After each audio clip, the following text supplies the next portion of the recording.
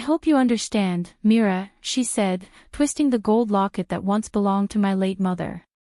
It is just better this way. Subscribe for more stories of revenge and justice.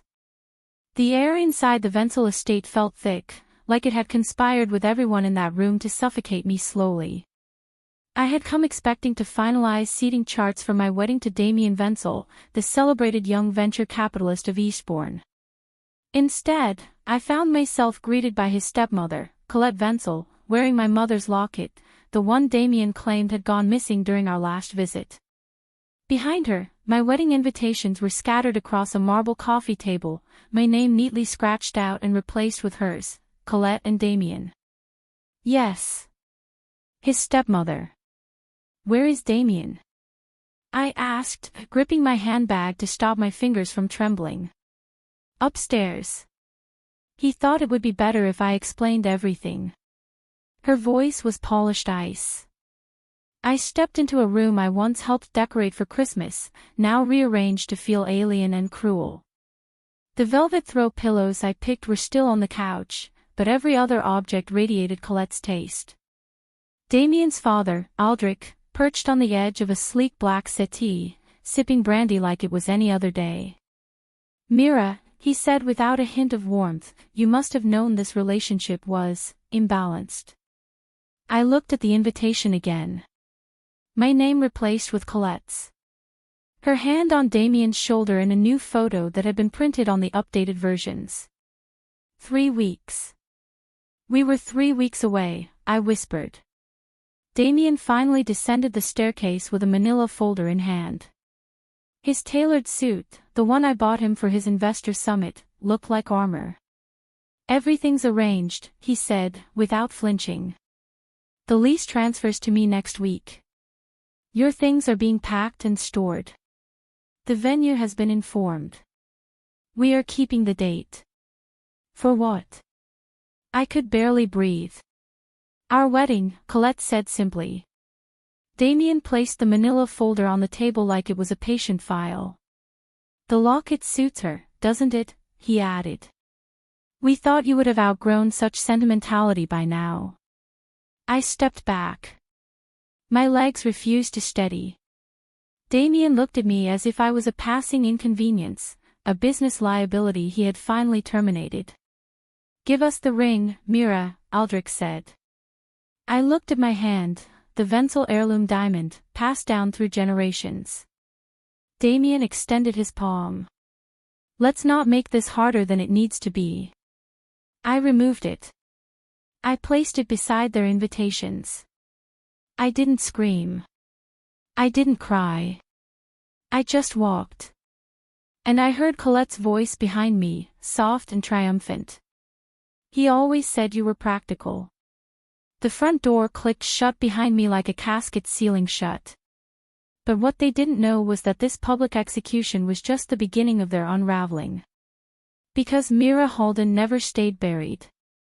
The drive back to the apartment blurred past my windshield, the road distorted by streetlights and betrayal. My hands were shaking so badly, I had to pull over twice. Everything Damien had ever said now felt like a rehearsed monologue. He had planned my removal the way a surgeon plans an amputation, precise, clean, without anesthesia. The concierge barely looked up as I entered the lobby of the high-rise apartment Damien and I had shared for 2 years. My key still worked. For now.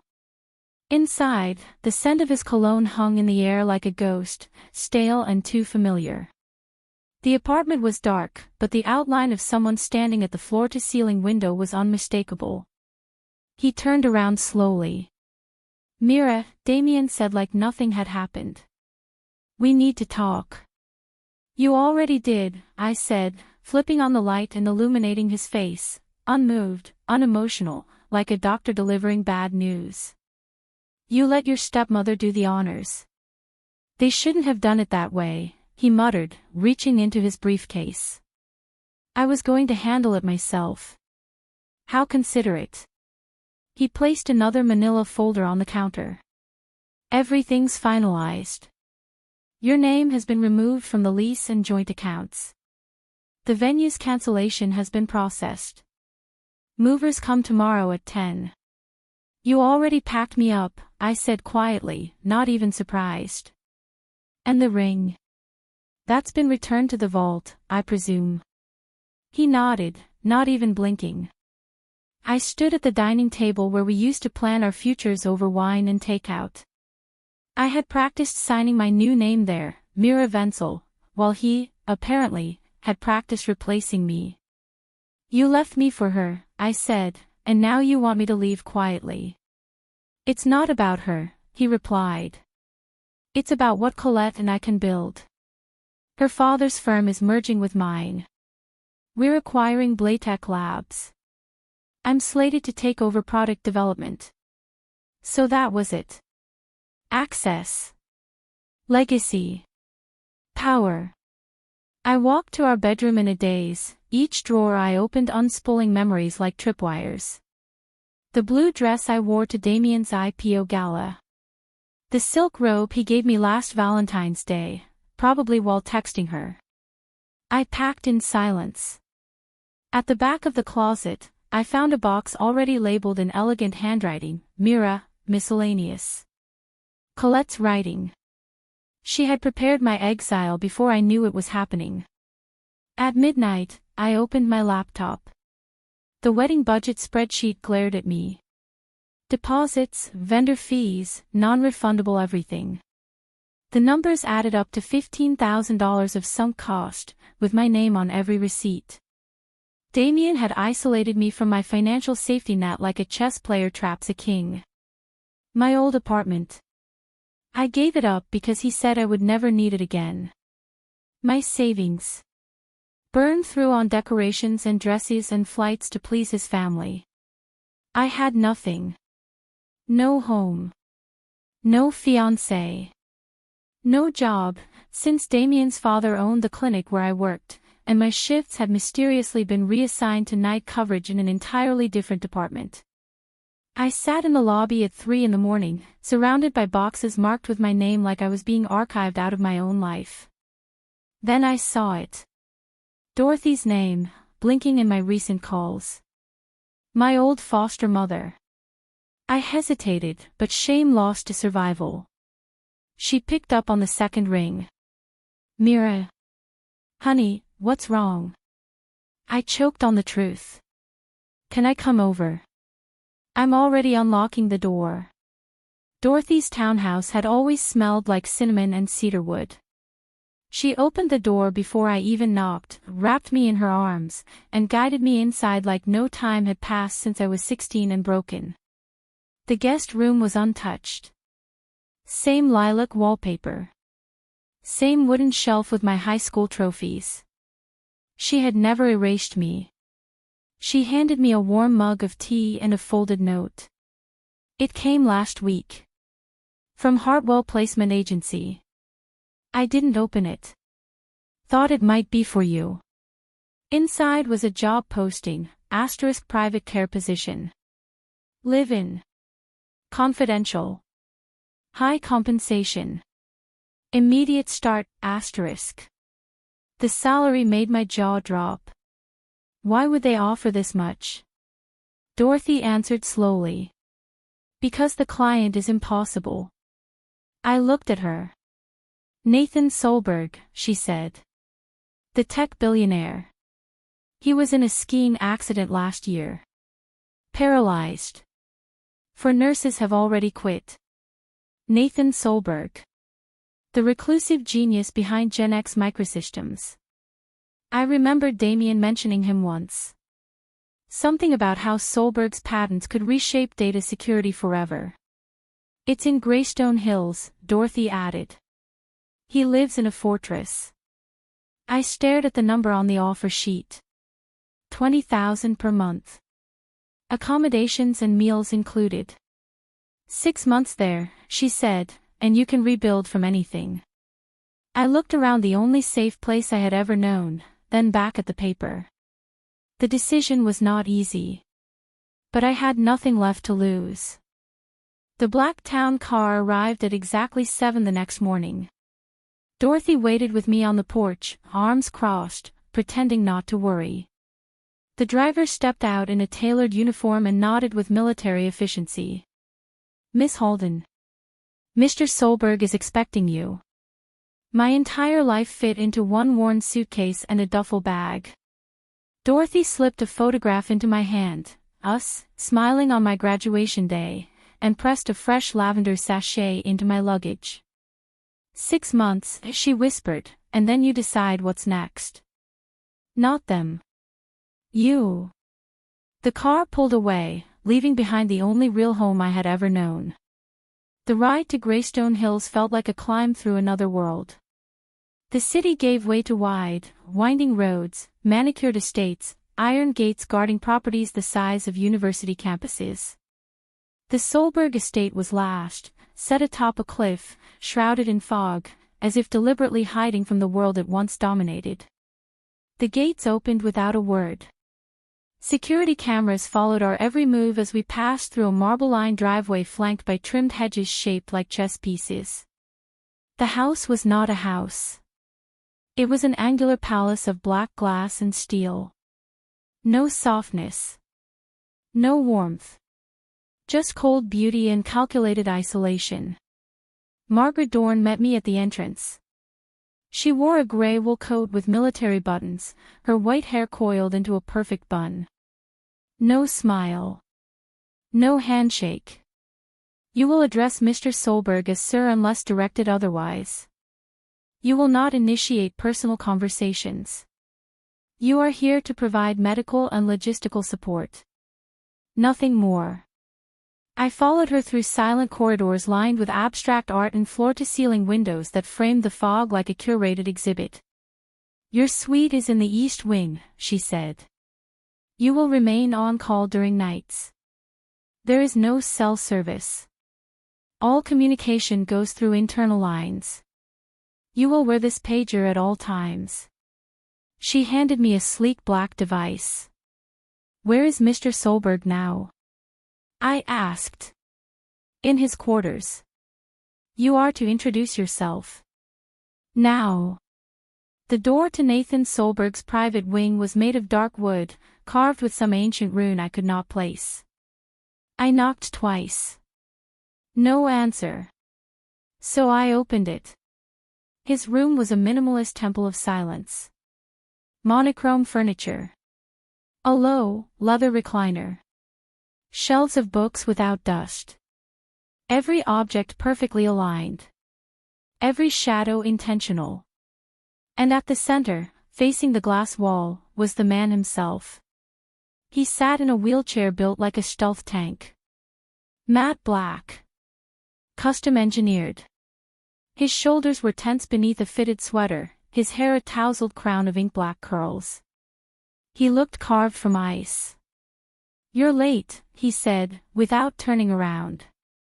"I arrived at the gate at the scheduled time," I replied. He finally turned. And even sitting, he had presence. His eyes, steel blue with a rim of frost, locked onto mine like lasers scanning for weakness. "You're the 5th nurse they've sent. What makes you think you will last?" "I do not think I will," I said flatly. "But I am here now." He arched an eyebrow. Not the usual response. "I am not the usual applicant." His lips twitched. The shadow of a smile. Or a warning. "I read your file. Emergency trauma nurse. Graduated top 10%. Fired from St. Helene's Clinic." I was reassigned. Not fired. He rolled closer. "Reassigned after your fiancé dumped you for his stepmother and erased your existence in front of a room full of Eastbourne's elite." That stopped me cold. "I know everything about the people who enter this house, Miss Halden," he said. "Including what they are running from." "Then you should know I did not come here for redemption," I replied, voice steady. "I came for the paycheck." Silence stretched. "Good," he said at last. "That means you will not try to fix me." He gestured toward a cabinet. "Medical charts are in there. Begin your evaluation. Let's get this over with. I moved toward the files. But my instincts buzzed. There was something off in the way he moved. Controlled. But not helpless. I began the assessment: blood pressure, motor responsiveness, reflex testing. He resisted everything. You hate being touched, I noted aloud. I hate pity, he corrected. You think they are the same. I think people pretend one is not the other. I finished my notes. I will need to observe your mobility routines. I do not have any. You should. He turned away. Dismissed. I left his suite and entered mine. It was lavish. A queen bed with silk sheets. A private terrace facing the cliff. A soaking tub with jets. A place meant to dazzle someone into obedience. But I was not dazzled. That night, I tried to sleep. The silence of the mansion was deafening. The wind clawed at the windows. My mind refused rest. At 2:13 a.m., the pager buzzed once. Not an alert. A code. From his room. I hurried to the private hallway and approached the door marked Rehab, Restricted. What I saw inside froze me. Nathan Solberg was standing between parallel bars. His arms trembled with effort, sweat dripping down his jaw, but his legs, his allegedly paralyzed legs, held him upright. He took one step. Then another. Then fell into the chair. Our eyes met. What did you see? He hissed. I answered with the truth. Someone who is not broken. His voice was razor sharp. Say a word to anyone, and I will ruin you. I stepped back slowly. But I was not afraid. Because I had seen something else in his eyes. Rage, yes. But also something familiar. A fire. And a plan. I did not sleep that night. Nathan's threat echoed in my mind, sharp, deliberate, but underneath it, something else lived. Fear, yes. But not of me. Of exposure. The next morning, Margaret entered my suite with surgical precision. Mr. Solberg will not require your assistance until evening. You may use the estate library or training facilities as you wish. I nodded, playing the obedient professional. But inside, my brain was already dissecting what I had seen. Nathan Solberg had been lying to the world. And for someone like him, there was always a reason. By mid-afternoon, I had explored half the East Wing. Each hallway seemed to lead deeper into secrecy. Behind a paneled wall near the billiards room, I found what appeared to be a private archive, rows of locked file drawers labeled only with cryptic codes and symbols. And a door labeled Mordax. The keypad was inactive. Biometric lock. I stepped away, pulse racing. What was he hiding? That evening, during his physical therapy session, Nathan was cold but quiet. I guided his resistance movements. Took vitals. Documented everything. The only sound was the creak of the exercise bands and the distant ocean outside. You are unusually silent today, he noted as I checked his shoulder tension. I am still deciding whether I am loyal to your recovery or your secret. His gaze snapped to mine. You think you can threaten me? No, I said.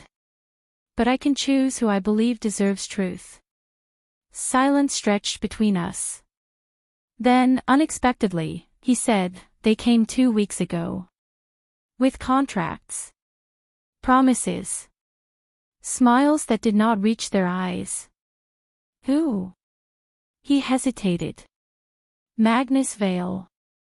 CEO of Valion Biotech. His daughter Seraphine. My pulse stuttered. I knew the name. Valion had been Damien's dream partner. He once called Magnus Vale the kingmaker of quantum health. They want my neural bypass interface, Nathan said. They said they can take it global. Make it accessible. All they need is my name. But not your control. He looked at me then, really looked. They want my signature. But if they knew I was walking again, even barely, they would delay the acquisition. They would see me as a variable. A threat. So you fake paralysis to keep their ambitions quiet. To control the board, the patents, the negotiations, he said. Once the buyout goes through, I step back publicly. But in the shadows, I build the next phase. Without them. I stepped back, heart thundering. You trust me with this? No, he said flatly. But I trust you want something too. I did. I wanted justice. I wanted to burn Damien and his empire to the ground. Magnus' daughter, I said, Seraphine. She's engaged. Nathan's lips curled. To Damien, yes. He is their puppet now. My knees almost buckled. This was not coincidence. This was strategy. Damien had traded me for a throne. I lost everything because of them, I whispered. Then we are the same, Nathan replied. Two discarded assets. He leaned forward slightly, grimacing with effort. Help me regain control. And I will help you destroy them. I crossed the room slowly. Held out my hand. Deal. His hand was cold, but the grip was iron. That night, I sat in my suite staring at the ceiling. I was now part of something vast. Dangerous. Vengeful. But for the first time in weeks, I felt power move through my veins instead of shame. Nathan Solberg had the brains. I had the motive. Together, we would rewrite the end of this story. And it would not be a tragedy. By the end of the first week, I had full access to Nathan's confidential treatment logs and private surveillance feeds. Not because he trusted me, but because he needed me. Every evening, we ran through mobility routines behind locked doors. Every dawn, he returned to his wheelchair and silence. I tracked every step of his improvement, documenting it under a code name, Project Phoenix. We used burner laptops, offline data storage, and encrypted drives stored in a hidden compartment behind a false wall in his study. No one knew. Except us. On Tuesday, a black envelope arrived, no return address, no sender name. Inside, a formal dinner invitation from Valion Biotech, addressed to Mr. and guest. Seraphine wants to flaunt Damien, Nathan muttered, holding the invitation with disgust. They think I'm a ghost. You should let them think that, I said. Let me go instead. His eyes flicked up sharply. As what? A nurse. As your date. He laughed once, dry and skeptical. That would be unexpected. Exactly. They will not see me coming. Nathan studied me for a long moment. I need a voice in that room, he said. Someone who can watch without being watched. Read them. Track their alliances. That is what I have been doing for years, I said. As a nurse. As a fiancé. As a ghost in someone else's story. The next day, Margaret delivered a gown, black silk, minimalist, brutal in its elegance. Shoes. Earrings. An untraceable earpiece. You're not just playing spy, Miss Halden, Margaret said, pinning up my hair. You're bait. Be aware of that. I stepped into the ballroom at the Valion estate like I belonged. No one recognized me. Not even Damien. He walked past me twice, laughing with Seraphine, her hand glued to his arm like possession. He looked thinner. Grayer. Like power had drained him more than ambition ever had. I watched Seraphine too. Tall. Icy. Impossibly groomed. Her smile never reached her eyes. But she watched everyone. Especially Nathan. Even though he was not there. She scanned the crowd, always circling back to his absence like a predator sensing a rival. Good. Let her feel the phantom of him. I navigated the room like a shadow, collecting whispers. Snippets of conversation painted a clear picture. Valion was preparing a silent takeover. Board members were being wooed. Nathan's own patents were being dissected for absorption. And Damien? He was the face. The placeholder. The expendable knight in someone else's chess game. I slipped outside to the rose garden, my earpiece crackling. You're right, I whispered. They're circling. Any mention of the patent timelines? Nathan's voice replied through the earpiece, calm but edged. Q4 deployment. Seraphine is pushing fast tracks through regulatory under her father's name. Which means they're trying to beat my counter-patent window. Exactly. Then came the voice I feared. Mira. I turned. Damien stood there. Same smug tilt of the head. Same silk suit. But the confidence was thinner now, like he had borrowed it from someone else. I almost didn't recognize you, he said. I was counting on that. He smiled. You look different. Abandoned women do tend to transform, I said. It is called survival. He shifted, uncertain. So you're working for Solberg now? I tilted my head. What makes you think I ever stopped? His expression flickered. You, what do you mean? Maybe I was planted. Maybe I always knew where the real power was. You assumed too much, Damien. You always did. He laughed nervously. Come on, Mira. This is beneath you. I leaned closer. I am not beneath anything anymore. I left him there, under the roses he had once promised to plant for me at our dream house. Back at the estate, Nathan was waiting in the private observatory, the stars above us like silent witnesses. They know I am coming, he said, reviewing the audio logs I had captured. Let them, I replied. You are not hiding anymore. He stood, no bars, no brace, just a single cane in his right hand. And for the first time, he crossed the room entirely unaided. I am going to take my company back, he said. You are going to take your life back, I corrected. He turned to me, eyes sharp and stormy. I need you by my side when I do. I was never leaving. When he kissed me, it was not soft. It was a promise. And a warning. To everyone who had written us off. 2 days after the Valiant Gala, the war officially began. Nathan handed me a black flash drive and a name. Julian Marrow. Senior Systems Engineer at Valiant. Ex-Gen X. He knows how to breach their firewall. He also drinks at the Harbor Club every Thursday. What do you want from him? Enough access to monitor their R&D server activity in real time. Once we know which version of my neural interface they're trying to replicate, we file preemptive IP protection. We get ahead of them. And if he says no? Nathan's smile was sharp.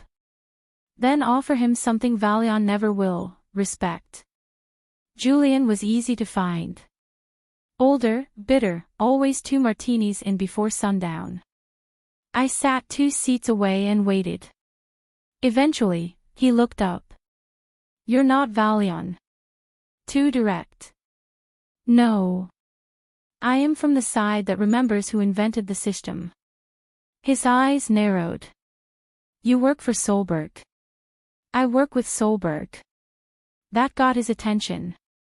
I slid the flash drive across the bar. This shows the original Gen X framework. The one Nathan built before Valiant interfered. You helped design the overlay protocols, didn't you? He blinked. I had him. They're building a knockoff, I continued. A slower, less efficient version. You know it. I know it. Solberg can shut them down tomorrow, but only if we see where they're stealing from.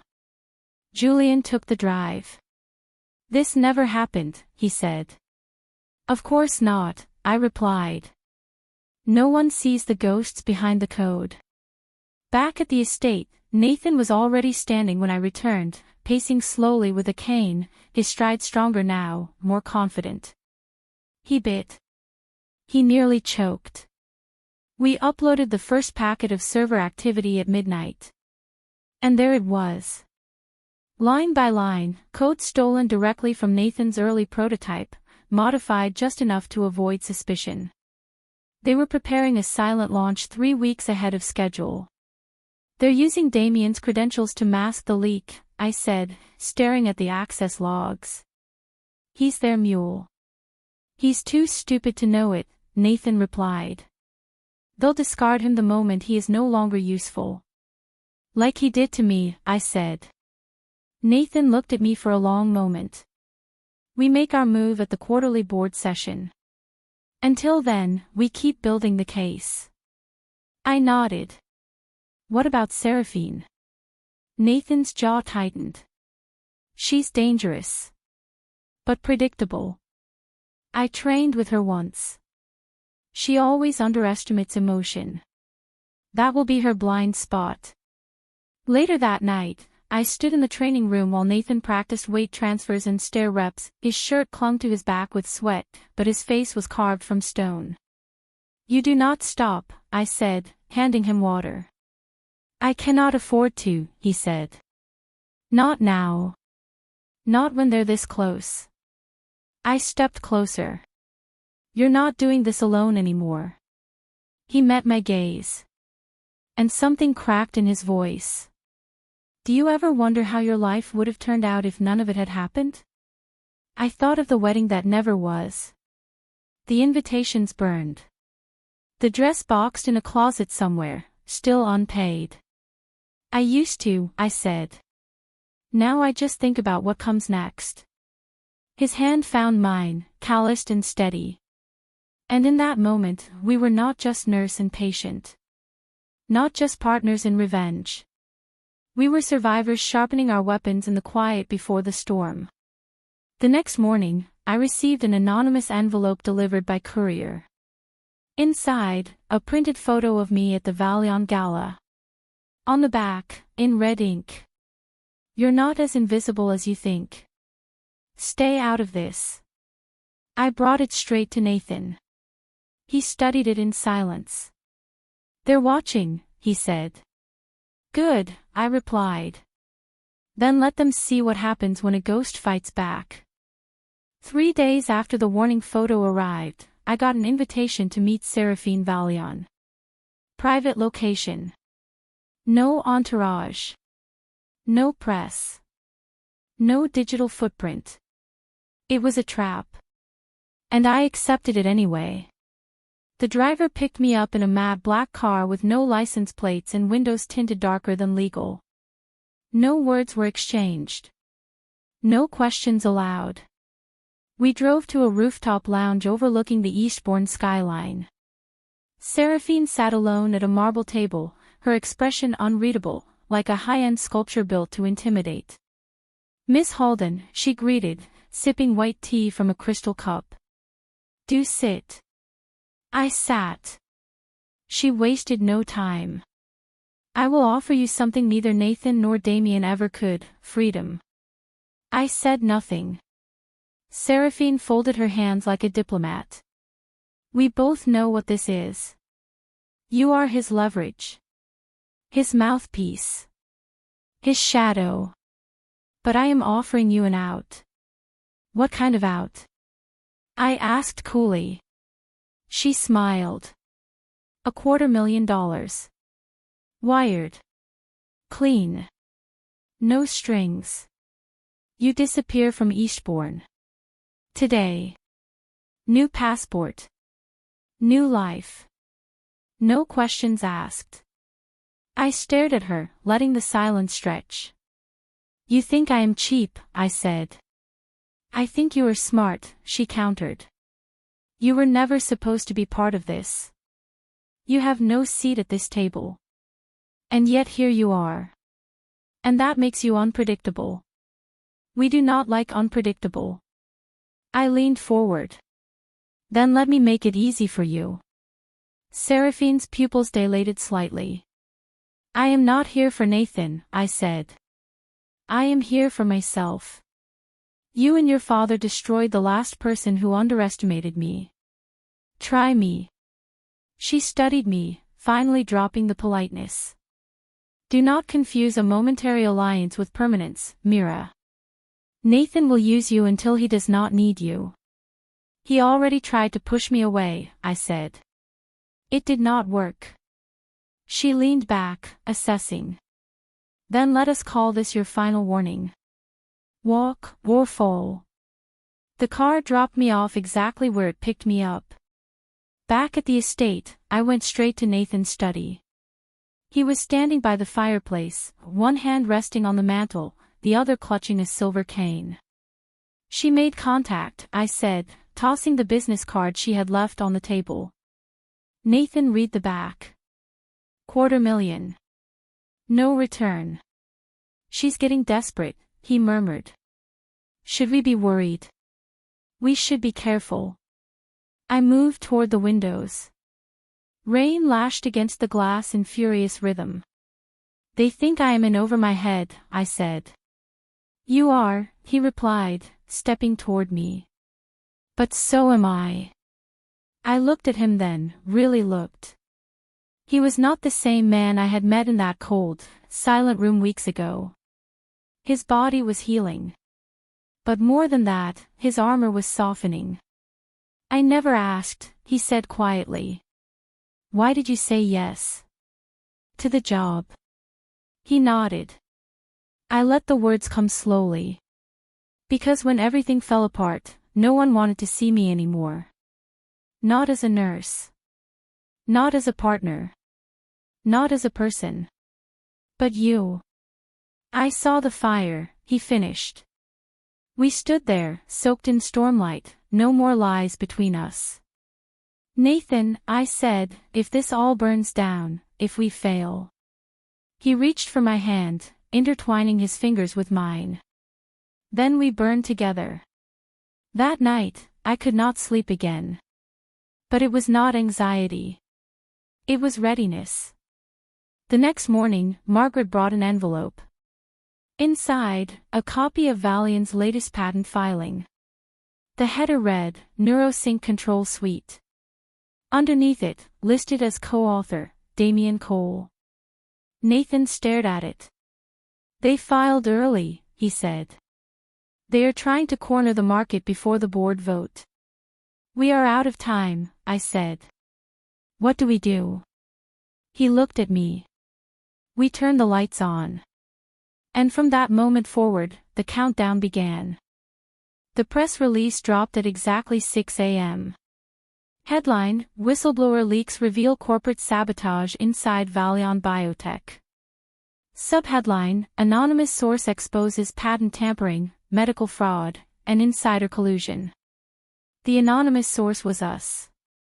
The documents were real, carefully curated logs showing illegal access to Nathan's research, metadata tying the NeuroSync patent to code lines written years before Valion existed, and emails connecting Damien to unauthorized medical assessments. Within 30 minutes, it was trending. By 8 o'clock, half the board members at Valion had called emergency sessions. By 10 o'clock, a letter from the Office of Biomedical Integrity arrived at Valion's headquarters requesting a full audit. And by 11:30, Damien was on live television, stammering through a press conference, sweating under the lights. Nathan watched it all from the estate's media room, unmoved. They are scrambling, he said. And scared, I added. You just became the man they cannot erase anymore. But this was only phase 1. We had 2 more plays. That evening, Patricia Marin arrived. She was a corporate litigator known for taking down pharmaceutical giants, and never losing. Late 40s. Blunt bob. No makeup. One steel-colored briefcase. She shook Nathan's hand with a grip that meant war. "Your case is airtight," she said, spreading documents across the study table. "But if we want to win outright, we need to embarrass them before they pivot. And that means showing the board what they have been supporting." Nathan nodded. "We go into the shareholder session with everything." "And Mira?" Patricia turned to me. "She will be the surprise they did not anticipate," Nathan said. I met her eyes. They discarded me like trash. "I will speak as someone they underestimated." Patricia gave a grim smile. "Good. Nothing terrifies predators more than prey that learns how to bite." For the next 4 days, we prepared. Nathan ran mock presentations, pacing the floor like a general rehearsing before battle. He walked longer each time, stronger, leaning less on his cane. We refined every sentence. We annotated every slide. And I rehearsed my testimony, my story, not as a sob narrative, but as proof. As pattern. As truth they could not deny. On the 5th morning, the board convened. Nathan and I arrived just before the session began. The conference hall was a glass-walled coliseum atop Valiant skyscraper. Clean. Cold. Clinical. Cameras lined the walls. Press waited outside. Seraphine Valion stood near the podium, dressed in a crimson blazer like a warning flag. Damien was beside her, pale, stiff, his jaw tight. When Nathan entered walking, the room fell silent.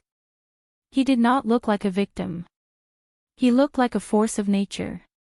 One by one, board members turned, their surprise bleeding into calculation. He walked to the front. I followed. Patricia took the mic first, laying out a timeline of deceit, betrayal, and theft. Then she handed it to me.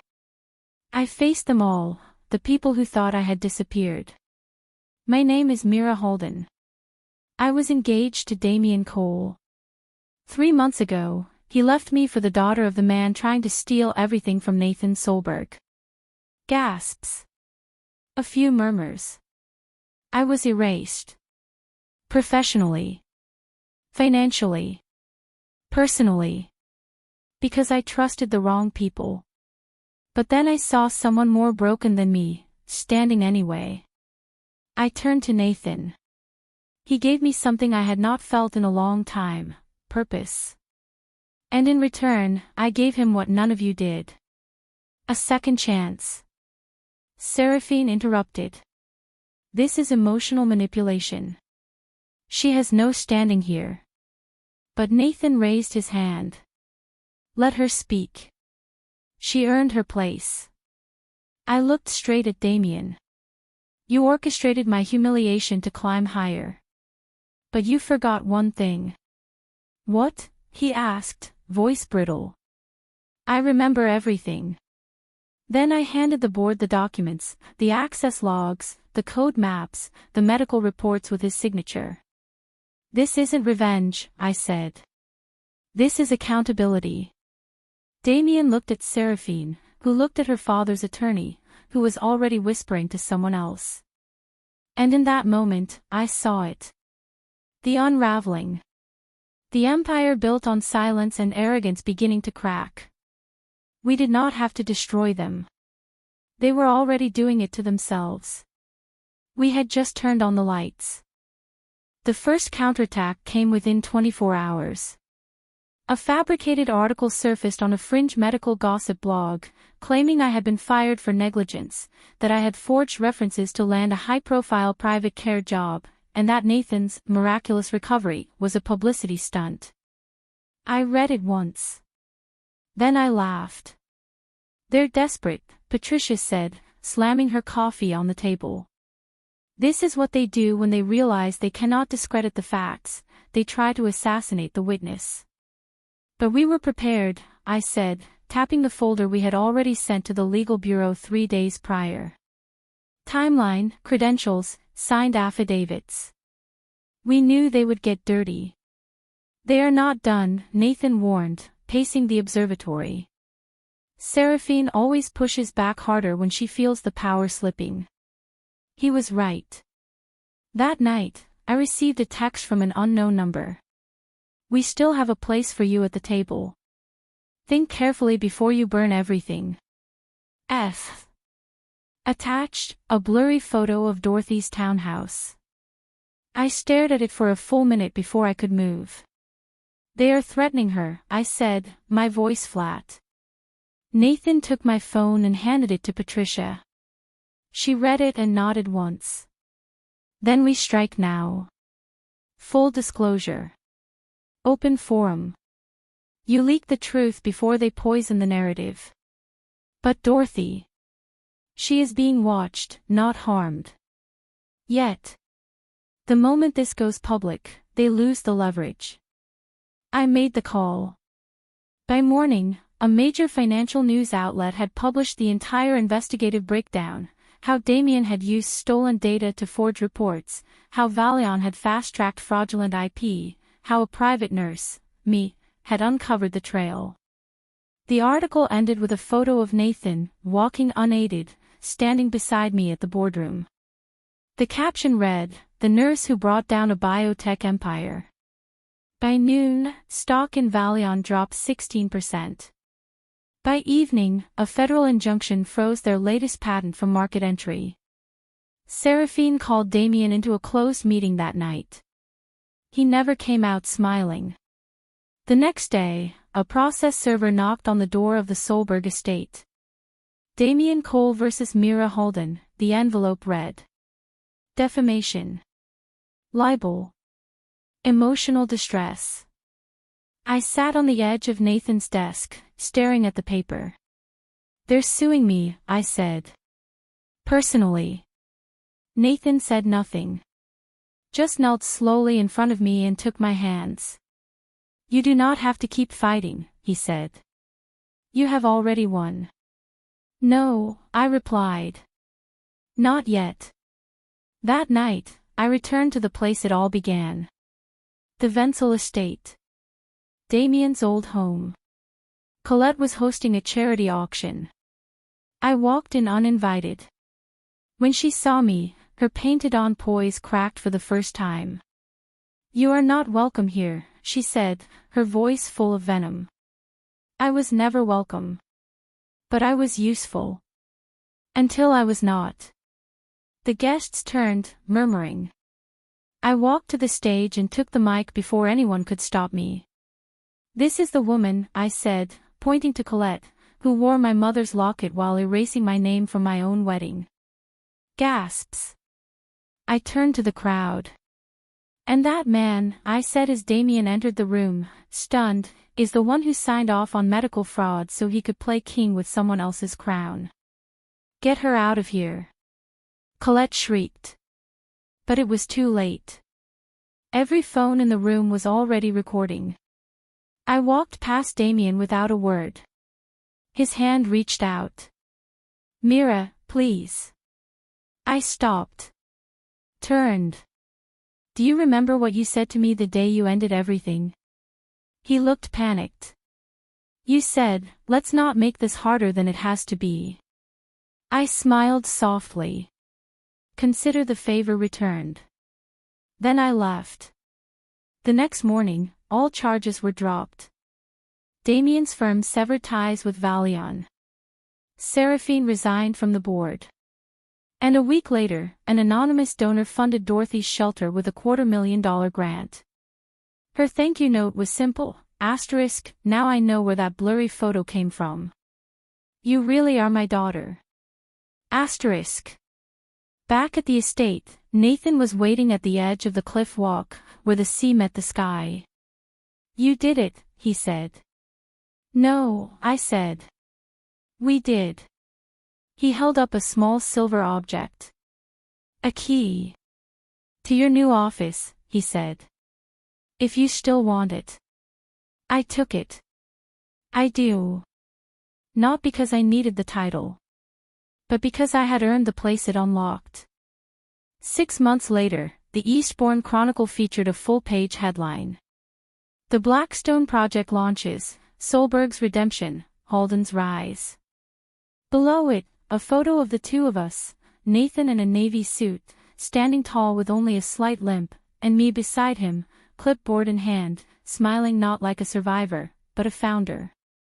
The Blackstone Neurological Rehabilitation Center stood gleaming behind us, nestled on a quiet cliffside campus built where Nathan's estate once stood. He had torn down his fortress and built a sanctuary. It had taken everything we had, months of planning, late nights drafting protocols, overseeing construction, hiring a staff that believed in second chances. Nathan ran R&D. I ran the clinical wing. Dorothy ran patient support. And together, we created something no one could steal, forge, or fabricate. Healing. But it was not until the center's opening day, as the first patient wheeled through the front doors, a teenage girl named Layla, recovering from a spinal injury, that I truly understood what we had built. Not revenge. Legacy. I stood at the end of the therapy hall, watching Nathan walk toward me. No cane. No pretense. Just him.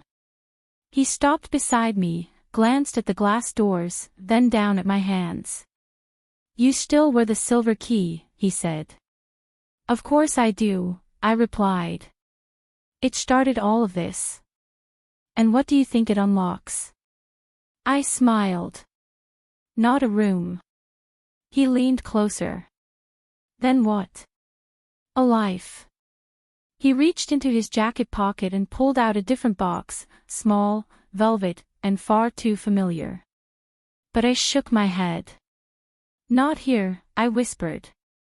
Not as punctuation. He laughed softly. Then when?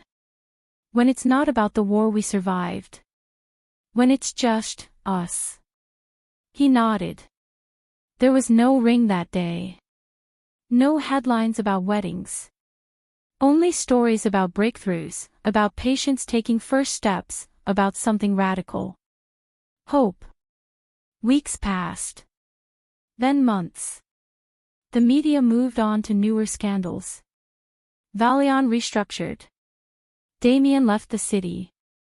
Last I heard, he was consulting in a country where no one knew his name. Seraphine.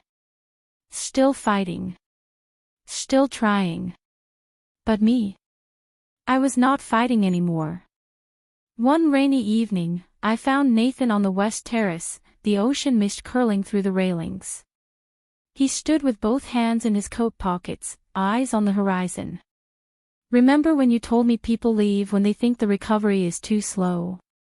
I asked. He looked at me. Yes. I am not going anywhere. He pulled something from his coat. Not a box. A folded paper. Blueprints. New wing, he said. Spinal Stimulation Labs. We name it after you. No, I said. We name it after everyone who never gave up. He nodded. And then, finally, after all this time, he kissed me again, not as the man who needed saving, or the woman who lost everything. But as equals. As survivors. As builders of something real. And when we pulled apart, he whispered. We were never broken. And for the first time since this all began, I believed it.